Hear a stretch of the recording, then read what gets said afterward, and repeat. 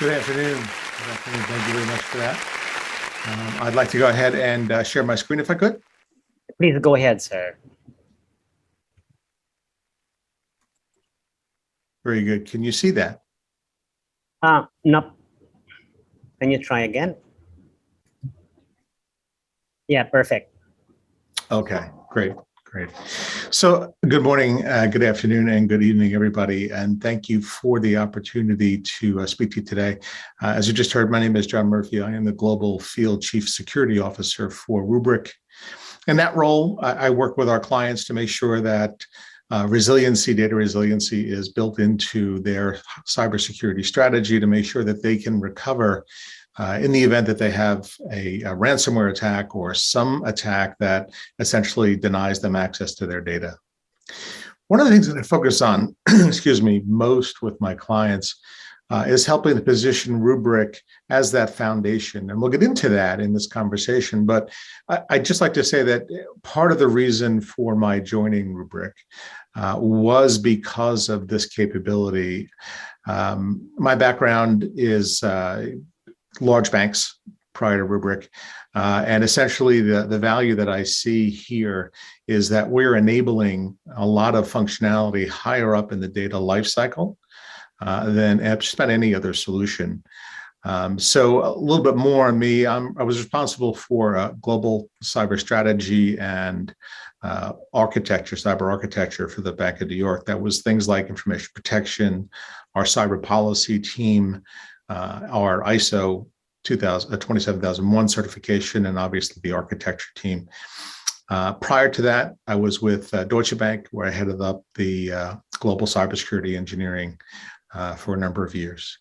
I stress those experiences only because I would tell you that from a practitioner's perspective, the thing that Rubrik makes easier is the ability to reference it and to leverage it actually higher up in the stack. So we'll get into the specifics later, but I would say that one of the challenges that I had as a practitioner was that there were so many tools and that there were so many different vendors who were solving really important problems, but they tend to solve really specific parts of bigger problems. I think we're on the path of simplifying that for practitioners by providing a solution that really does address many, many aspects of data security throughout its life cycle. So with that, let's jump in. And we'll go past the safe harbor statement, and hopefully nobody cares too much about that. We have really 4 areas that I'll talk to today. Brief discussion of data, denial of data attacks, and I'll explain what those are. Then we'll talk a little bit about currency, data as a source of currency, which I think is the place that we're at in terms of how we transact and where we're going. Move on then to trends that are underscoring the criticality of data security. So things that we see that are intersecting both from the business side as well as from the technology side inside of enterprises. And then we'll get into a pretty thorough discussion about Rubrik and how it solves a lot of that data insecurity that we see now in the world. So a brief conversation around denial of data attacks. What is a denial of data attack? I've stuck trademark on that. I don't know if it's actually trademarkable, but the point of my doing that was just to bring up the fact that there are lots of areas now where we're seeing data being attacked as a source of monetization by threat actors, bad actors. So essentially, I've defined it here simply as it's a malicious intent to block access to data that you own. That's it. I think it's very straightforward. I'm outlet obviously on denial of service attacks. I chose not to use that as sort of the larger container that we would talk about for those specific types of attacks, simply because DOS attacks are really going after specific services. They're looking to overwhelm your network. They're looking to deny your ability to get to the resources that you need to run services. These denial of data attacks really are meant to deny access and punish anyone who tries to gain access without paying a ransom. So who are these folks? How have their motives evolved? I've listed here what I think are the right ways to think about this. We could debate that maybe we move these around a little bit, but essentially what it comes down to, the motives started with destruction, I think moved on to encryption, then deprivation of access, then exfiltration, and now ransomware business models. So we're seeing a lot of innovation in terms of what actors are doing as they attack organizations and how organizations are securing their data with Rubrik, or unfortunately making the decision around paying a ransom.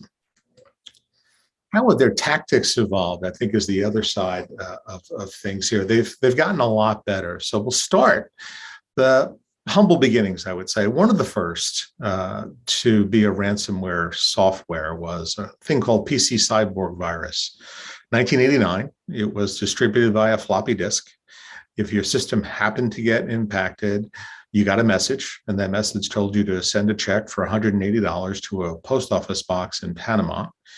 And in return, you would get a key to decrypt your data. It wasn't destructive, simply encrypted your data, and then you could decrypt it once you had the key. Little innovation took place, I'd say, for the next 20 some years, and then an explosion in the 2000s. There were 10,000 known ransomware samples in 2010. That number grew to 250,000 by 2014. So a huge explosion of the number of actors who were trying to use ransomware and ransomware tactics to deny you access to your data and also to exploit it and monetize it. Nation states played a part in this, obviously. We're familiar with the Stuxnets, the WannaCrys, the NotPetya's. There's some talk that the NotPetya really was ransomware, but I think broadly these are the major state-sponsored destructive malwares, I would call them, not even ransomwares, because there was no ransom. They were simply trying to achieve a political goal in a different country. And then we're on to, I would say, is the most current Rebel as a good example. Rebel exploits have hit, I want to say, thousands of organizations worldwide. They just did get taken down by the U.S. Department of Justice, I believe, and Microsoft and a few other companies. But certainly, ransomware as a service was key to their success. And if you're not familiar with ransomware as a service, essentially it's the ability to go out and, as infrastructure as a service or platform as a service, spin up thousands of workloads that would then be your infrastructure to run your ransomware campaign. The cost for that is relatively cheap. It's a few $1,000s a month, and you can spin them up and you can spin them down pretty quickly. And big game hunting in terms of techniques, I think, is the thing that we all kind of fear. This follows very much the cyber attack MITRE sort of framework, but essentially it's infiltrate, it's spread laterally, it's encrypt your data, then extort. And basically this technique is now, I would say, probably the most prevalent. Every one of those models, though, everything that we're seeing in the field, and this is not a conversation about fear, uncertainty, and doubt. This is what really happens today in the world. They're all underscored by some or all of these factors. It's exfiltration, it's ransomware, it's extortion, or it's destruction. And it's not personal. I can share with you that some of the notes that you receive or firms receive with ransomware make it very clear they're not emotional about anything about your data. They simply want you to pay, and if you don't pay, they don't care that you go out of business. They just know that they didn't get paid. So it's a very harsh kind of view. But I think the threat actors largely are targeting now backups as part of their long-term surveillance of the victim organization. So what that means is they'll essentially find their way in through a credential that's been compromised, and they'll leverage that, and they'll escalate privilege. They'll move up usually through that credential compromise to another credential that has a little bit more capability inside the organization, and they'll maximize the knowledge of the environment. The net effect is that they're increasingly robust and innovative market community that does nothing but develop these types of ransomware attacks with the objective of holding organizations hostage to get access to their own data. Now, there are many underlying drivers for this, but I think one key thing for us to realize is that many of our legacy systems, and this is just how we built systems in the past, but many legacy systems were built for a purpose. They were built to be used by a set of people that we trusted, and therefore they were not very security aware. They were not absolutely looking at the potential for someone outside the organization to use their application for good or bad, or to use their credentials for something other than what they were specifically intended to. That trust actually is the thing that is being leveraged against us for the most part by these perpetrators, because they understand that. And not in all cases, obviously, we just heard about SecDevOps, and certainly that is making the world better by far, but they're then pivoting sort of in that world to supply chain compromise like SolarWinds, as we saw. Paying the ransom, as we'll see shortly, often looks attractive, especially if the organization has a significant amount of business at risk and does not have a lot of discipline around their business recovery. But the percentage of organizations that paid and were able to get their data back and fully recover is low. And we'll talk about what that stat is in just a few minutes.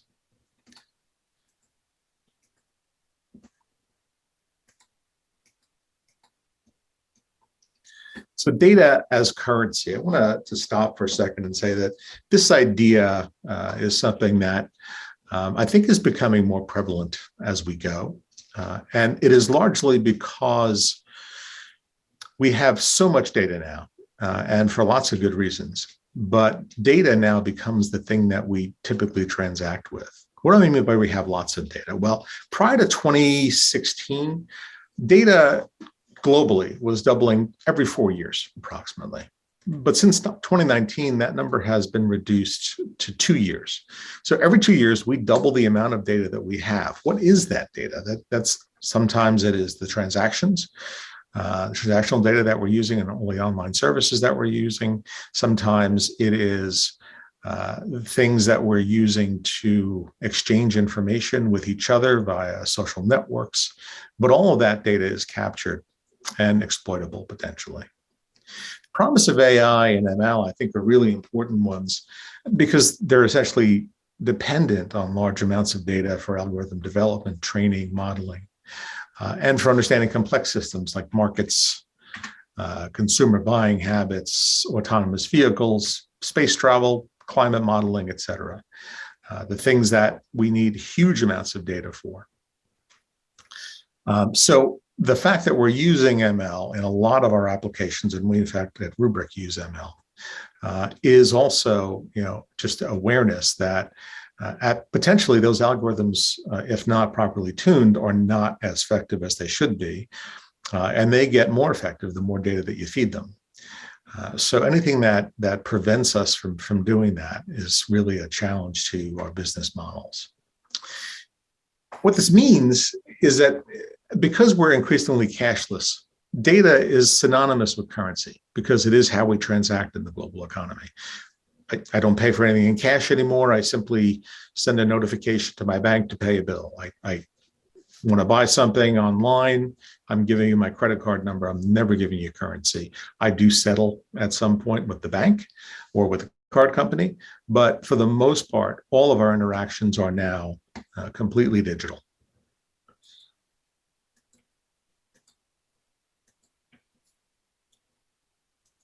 So as we expand the amount of data we have, the problem becomes securing it. And the challenge there for us is that large data sets, large cloud data sets especially, are things that are increasingly secure, but there's a learning curve here for most organizations to use them. So misconfigurations of cloud stores You've seen stories in the news about Amazon, most recently, probably a year ago, having an issue with this. It wasn't Amazon's fault. It ended up being a credential that was shared with someone that shouldn't have been shared with. But the attack on data, the impact on data, is going to yield an asymmetrical event for us. So we may understand what our data is used for. We may not understand where that data comes from or where that data is going to in the ecosystems that we work in. So an absence of data in any part of those change becomes a bigger problem for everyone along that chain. In essence, the threats to data potentially existential threats for organizations because they impact the business, they impact markets, and they potentially impact economies overall. The urgency then to secure data is accelerating because of some other things that are happening in the world right now. The transition to hybrid cloud, or to pure cloud, native cloud. This is happening increasingly for large organizations. They're seeing the light, they're seeing the potential to get out of the data center business. And they're doing that rationalization of their profile, of their portfolio, and deciding what should stay and what could go to the cloud quickly. And so that is driving a lot of change in terms of how we secure data and where data resides. Having cloud native and multi-cloud architectures, when I was at my last bank, this was a big challenge for us. We wanted to make sure that we were present in all three of the major cloud providers. Why? Because we wanted redundancy, and we wanted the ability to support workloads in any one of those environments. So those architectures are causing us to rethink how we treat data and how we treat systems. And then ransomware and destructive malware obviously have a huge impact on what it is that we do in terms of securing our data. Lastly, for those of us in regulated industries, regulatory requirements to secure data are always increasing. And in many cases, there's a regulatory requirement or a desire to hold someone, the site executive in the company, personally accountable for cyber defense of our organizations. In a world where data is fundamentally insecure, you could see that would be an issue for people to step up to, whether it's the CISO or the CIO. The challenge is just what is at risk in terms of applying your name to a certification to a regulator. So what we see here are the secular trends that are driving the criticality: accelerated digitization, ransomware attacks, cloud adoption. Internal to most organizations, the focus is on data security, application availability, and regulatory compliance. These two streams, the C-suite and the secular trends, they all intersect at the point of data, because data is the fundamental underlier that supports all of that work.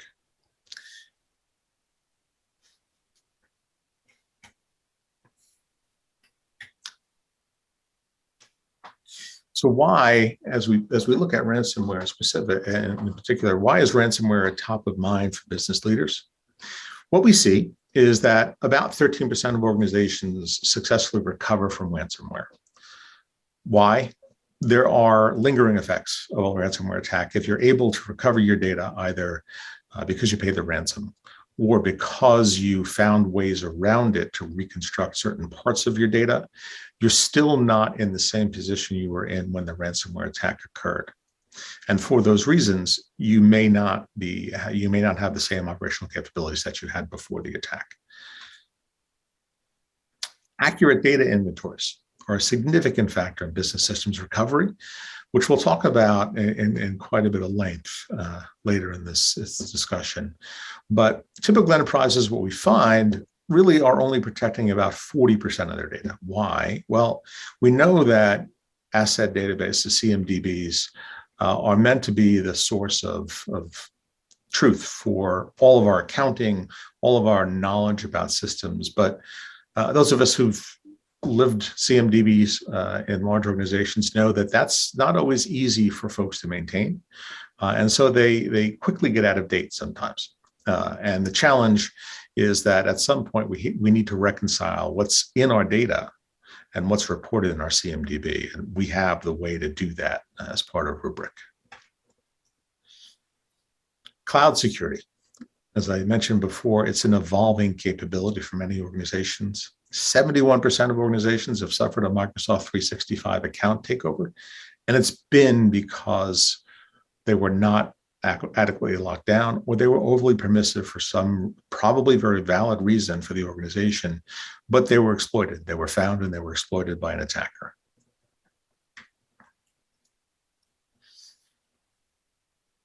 Last piece, and I think this is sort of the genesis for this discussion, but organizations that are lacking in disciplined cyber resilience recovery are at a significant disadvantage because when an attack occurs, when an outage occurs, you don't want to be in a position where you're thinking about your data recovery or your application business recovery for the first time, or going to the corner and dusting off the book that was written a year ago and hasn't been tested since.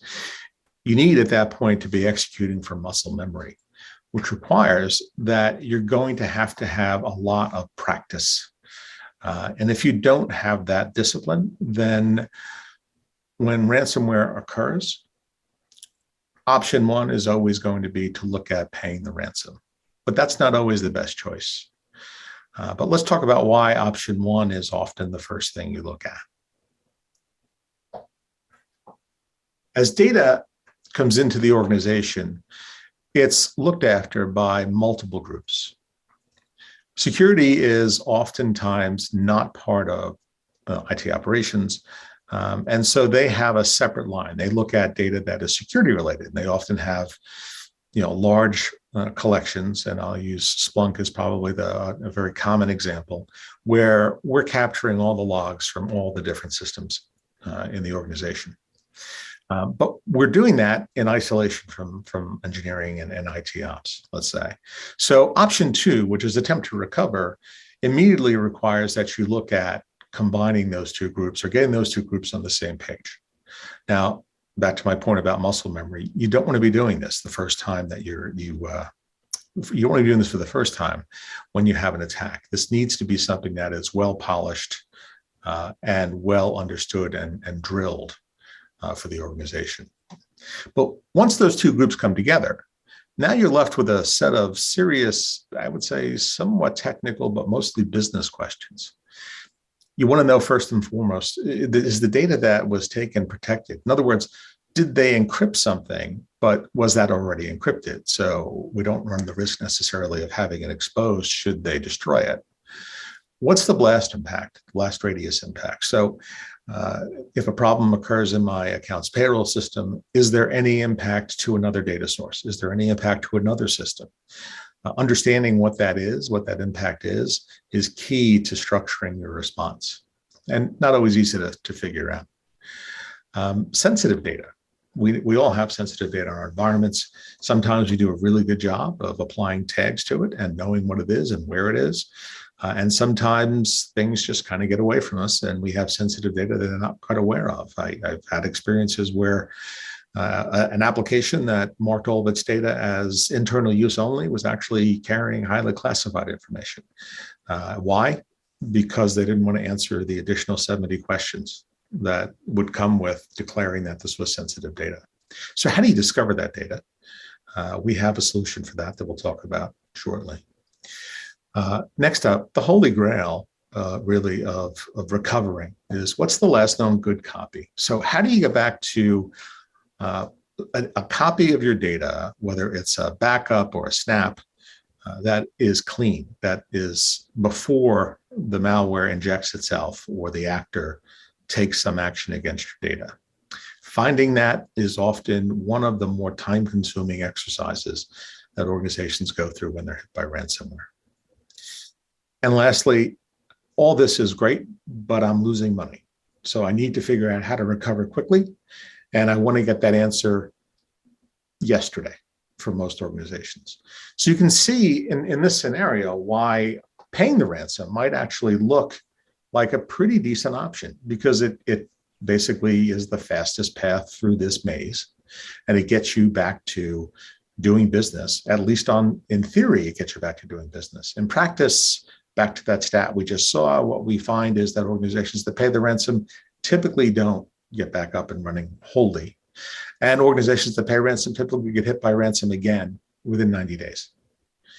So if the average time for an organization to be down is about 21 days, there's lots of different metrics on this. Some say as high as 60 days. But if your options are to be down that long and you have enough cash flow in the bank to support your operations, well, maybe you make that decision not to pay the ransomware to try to recover. But most organizations are not in that situation. And so they're looking at paying that ransom. We want to prevent that at Rubrik. We want to make sure that you never pay that ransom. Rubrik was founded, and I should have mentioned this earlier on, Rubrik's about an 8-year-old company. And it was founded by folks from Google, from Oracle, from the venture capital community. And essentially they came together to look at the problem of archives, backups, legacy, this thing that we all do that is typically something that's just an IT operations function that we don't pay a whole lot of attention to until we absolutely need to. And they sort of looked at that and said, there's better ways to do this. Let's modernize it, and let's build a zero trust based archive that we can use to secure data. So Rubrik essentially starts with the idea that data should be immutable. We heard a little bit about immutability before in the previous conversation, but what I share with you is one definition of immutability really is that it's simply something that cannot be changed. We leverage a worm technology for those of you that are familiar with that, write once, read many. So the data cannot be overwritten, and we have the ability to ensure that immutability stays in place. The next thing that we do is we look at data discovery. So a couple of things happen here on an ongoing basis. When a company is being infiltrated, you'll start to see changes to your data. As an example, you may see a large number of file deletes followed by a large number of file creates, or vice versa. And essentially what's happening here is the actor is going in, they've got access to your data, and they've decided to go ahead and start to encrypt using their own encryption keys. What you want to know is, before that happens, do you see signs of it happening? So our ransomware investigation capability really is about that. We give you the ability to discover data anomalies with our machine learning, and we're constantly looking at your store, your archives, for signs that there may be an intruder, there may be something in the environment that is changing your data. Sensitive data discovery, we spent a few minutes on this before, but I'll just come back to it. And there's a couple more slides on it later on. But part of Rubrik securing your data is that we create essentially a separate copy of it, and it's completely off network. And so everything that you typically would have to do on your network, on your production network, to do data discovery on this. And then I built programs that looked at, everything that we had on drives, inside of a very large infrastructure. And part of our challenge was really to figure out when we could scan, because traders don't like interruptions to their network. And so you've got to be careful about when you scan, when you run certain activities. What we're able to do, because we are an air gap, and we have a copy of your data in that air gap, we can scan that data and it has no impact on your production network. And more importantly, we can tell you about that data. We can allow you to assign your own meta tags. We can apply it to your information classification scheme, and we can do lots of things that give you insight into what exactly is at risk. Incident containment. This is the ability for you to be able to control what's happening if we discover that there is in fact malware in place. For companies with large security practices, it's very easy to spin up the incident management team when you've discovered an event or an indication that there may be a compromise or there may be an attack underway. For those organizations that don't have large staffs, this is a very important capability that we provide. And essentially, it's the ability to discover malware in that air-gapped data that we're backing up for you. So what does that mean? It doesn't have the ability to execute because our data is immutable, so it can't take action on the data that's there. But we can see it because we are looking at it from an indicator or threat perspective, and we're providing that data back to you to be able to take action on it. And lastly, and this is the most, I think, most critical piece of this, it's orchestrated application recovery. So the introduction was very good to this topic, but I think the thing that is most important for organizations, as I mentioned before, is that at the moment when something goes bad, you don't want to be dusting off that disaster recovery plan from last year and trying to run it.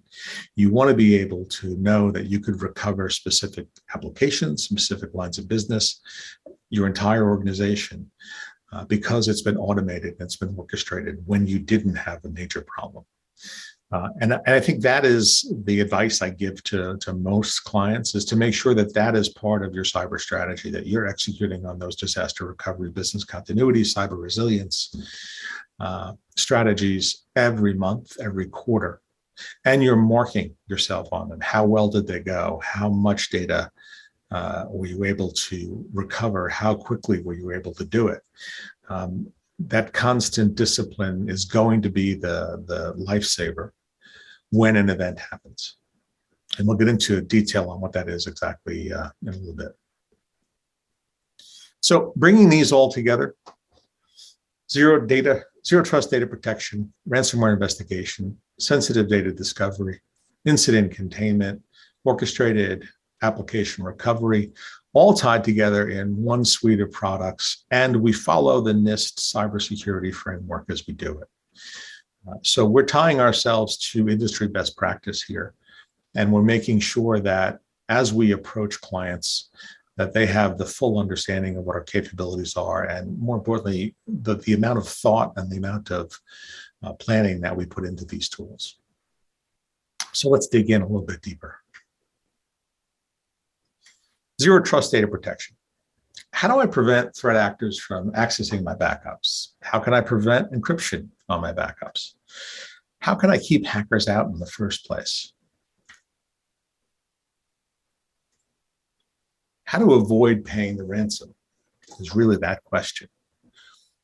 So we'll talk a little bit about what happens when someone gains access to your environment and then begins to look for ways to compromise it and monetize their access. Attacker gains access to your network. Again, through credential escalation, finds his way into your databases, your Linux plant, your Windows plant. And through that, finds his way to your data store. And that's where they take action. They encrypt it. They prevent you from gaining access to it. Because we air gap, they are no longer able to do that. Our air gap, which is logical, but can also be physical for those circumstances where it's needed, ensures that a major attack is now a recoverable event. Provided that we have your data and that we're managing it for you, we've got the ability to recreate that data very quickly and essentially undo all the badness that comes with the attacker. And that puts you back in business very, very quickly.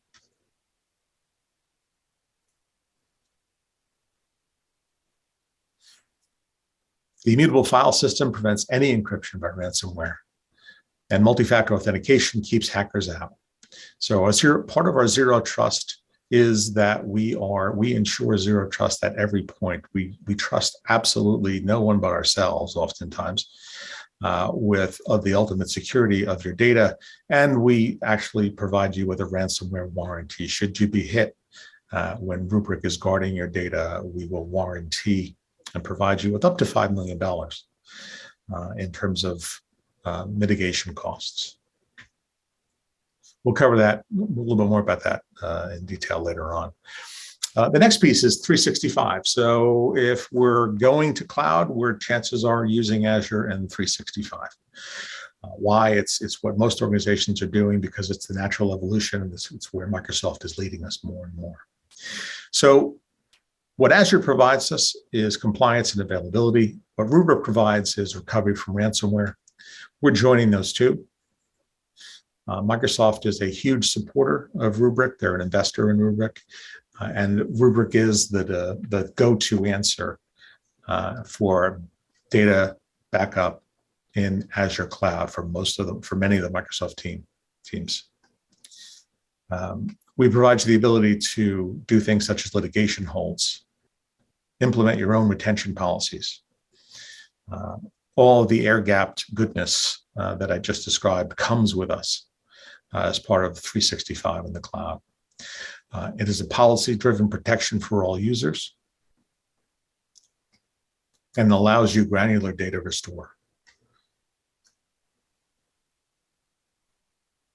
And this is just a quick view of what we're able to do. This is the restoration of a chat that has been deleted.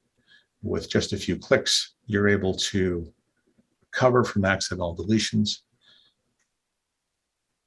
And unified management is in place for Microsoft 365, Enterprise Cloud, and SaaS applications.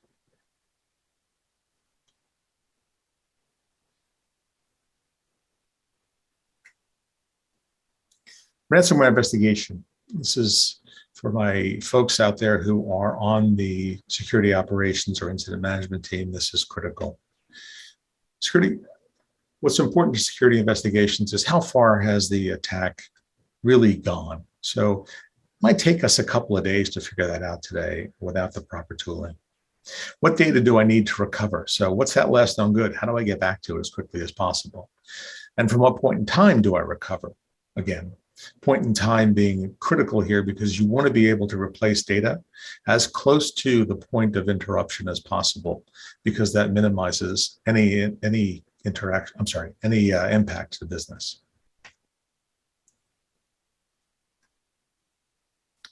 What's my blast radius? An important part of understanding exactly what's happened is to understand at the data level what's been touched. We have the ability, and what you're seeing here is an illustration of that, to be able to go look at what was impacted, decide to recover it in place, or recover it somewhere else, and then restore that data back to the point that prior to the incident, whatever it may be. Quickly scope the blast radius impact, determine unusual modifications, deletions, encryptions across snapshots. We're providing that data to you daily because we see it as new backups come into our environment. We ingest them and we start to look at what exactly is there, and we will notify you if we see things that don't look what we would consider to be your normal baseline activity. And that provides us the ability to do rapid recovery of file level objects as well. Sensitive data discovery, as I mentioned before, this is critical. For those of us in risk, the question always is, are you aware of what's in your environment, and are you doing anything to actively manage it? So awareness is key. Regulators will absolutely give you credibility if you are aware of your problems. They'll take points away, obviously, if you're not doing something about it. But if you're unaware, you don't have a chance of maintaining credibility with an outside regulator or an outside auditor. So the questions here: do I know what sensitive data I have? What's the potential risk if it's exfiltrated? And what sensitive data was impacted in an attack? How do I find that out? Again, we have the ability to show you that. And we essentially can scan your data. This is the thing that got me most excited about Rubrik, to be honest with you, before I joined. As I mentioned, we had spent a long time structuring a data discovery process for unstructured data in the environment. And that was part of finding the right windows to be able to scan, but also getting resources, finding out who application owners are, working with legal, working with HR, them providing us with the ground rules. What could we delete? What couldn't we delete? What did they want to know about? And maybe what didn't they want to know about? So a lot of this comes down to having those templates to be able to see PII data, as an example, GDPR, DSS, CCPA, California privacy law for those not in the US. But we have many, many templates that allow you to discover data using known formats. And we also allow you to do your own regex expressions. So you can discover all the data that fits your specific business pattern.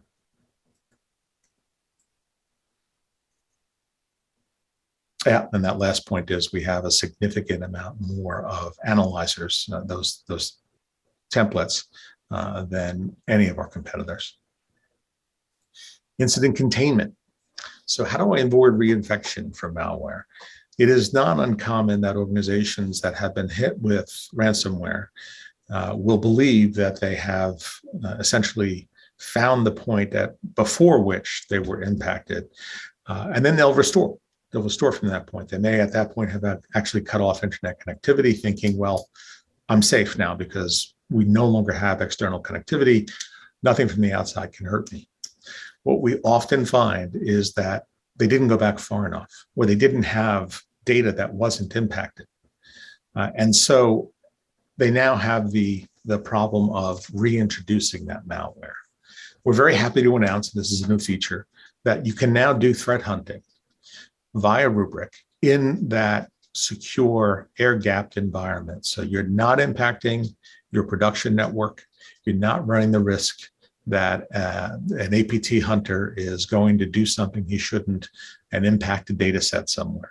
This is all being done against air-gapped data that is immutable. We think this is a significant improvement for threat hunters and for organizations that don't have threat hunters. We give you the ability to ingest IOCs from many, many other places. You can use your own YAML, you can use your own regex expressions, and you've got the ability now to scan what's being backed up by Rubrik for signs or indications of some type of advanced persistent threat or adversary who's doing something in your network, or insider, malicious insider who is taking some action against your organization. And of course, because of that, we can identify the infected snapshots to prevent that situation that you're going to restore from a snapshot that has malware still embedded in it.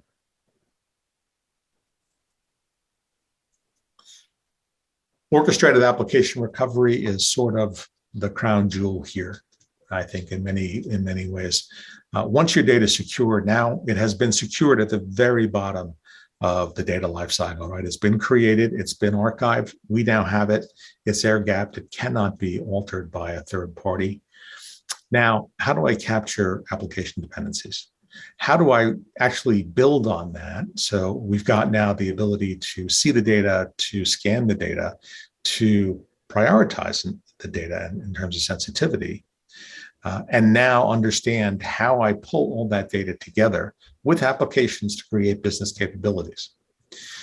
So essentially what this comes down to is the hard work of building a cyber resilience plan, sitting down, mapping out your business, understanding what it is, and going through the process of automating the recovery steps for that application or that line of business. How do I prove to insiders, outsiders that we are ready for a DR as part of orchestrated application recovery? And how do we automate our way out of the manual processes that many of us live with, unfortunately?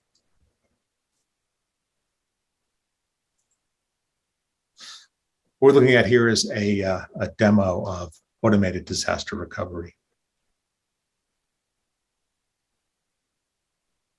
And this is tied back to a blueprint for a specific application and executing the recovery plan for that blueprint. The point here, if you're able to do all of this prior to an actual incident, then it's just muscle memory. And there's going to be things that happen that you didn't plan on, that nobody foresaw, because that's just Murphy's Law.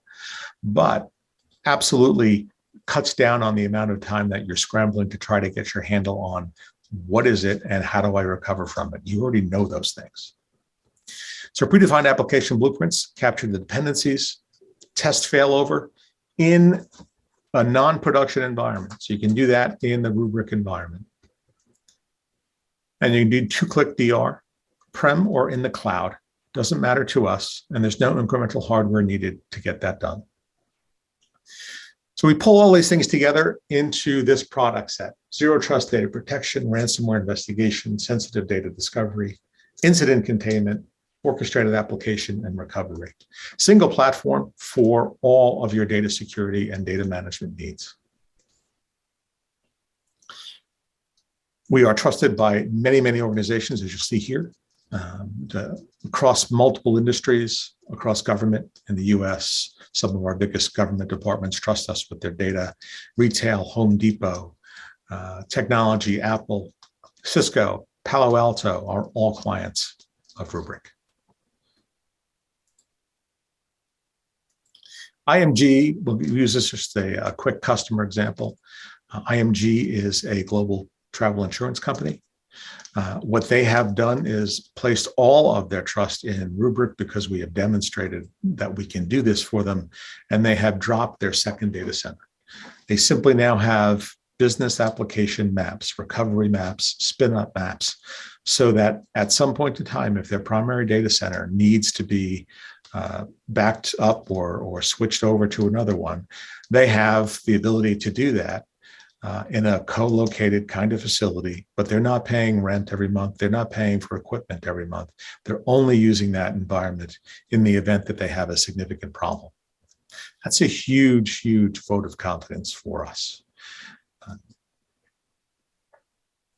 I mentioned this before, but we'll spend a few minutes on it now.